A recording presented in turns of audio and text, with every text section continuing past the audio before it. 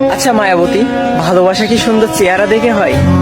তুমি না আমার বলছিলে যে সে আমার থেকে দেখতে অনেক সুন্দর।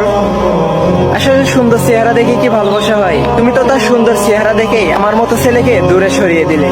দেখো আজ হয়তো তোমার ভালোবাসা পাই নাই, কিন্তু এই অনলাইন জগতে 11,000 বেশি মানুষের ভালোবাসা আমার সাথে আছে। আরো অনেক মানুষই আমার ভালোবাসে। হয়তো এই 11,000 মানুষের মতো একটা মানুষই আছে যে আমাকে ভালোবাসে না, সেটা হলো তুমি। তবে তুমি একদিন আমার জন্য আফসোস করবে যে এমন একটা মানুষকে হারালাম যে আমার পাগলের মতোই ভালোবাসতো।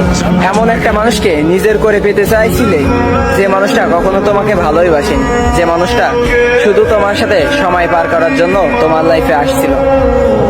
সেই যখন তোমাকে ছেড়ে অনেক দূরে চলে গেল, তখন তুমি তোমার নিজের ভুলটা বুঝতে পেরে আমার কাছে ফিরে আসতে চাইছো। এখন আর কি করার, তোমার থেকে আমি অনেক অনেক দূরে। চাইলেও আর তোমার কাছে আমি ফিরতে পারবো না, চাইলেও আর এখন তোমাকে আর আমি ভালোবাসতে পারবো না। কারণ এখন আমার পরিবারের দায়িত্ব আমার কাঁধের উপরে। আমার ফ্যামিলির শেষ ভরসা আমি আমি আমার পরিবারের একমাত্র ছেলে।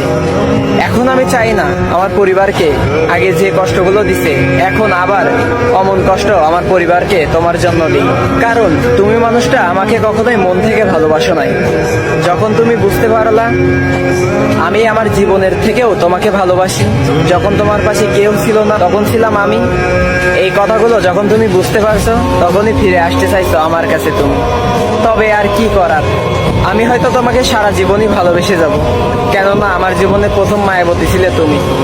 তবে তোমাকে আর কখনো হয়তো নিজের করে পাওয়া হবে না, কারণ পরিবারের দায়িত্ব তো এখন আমার মাথার উপরে।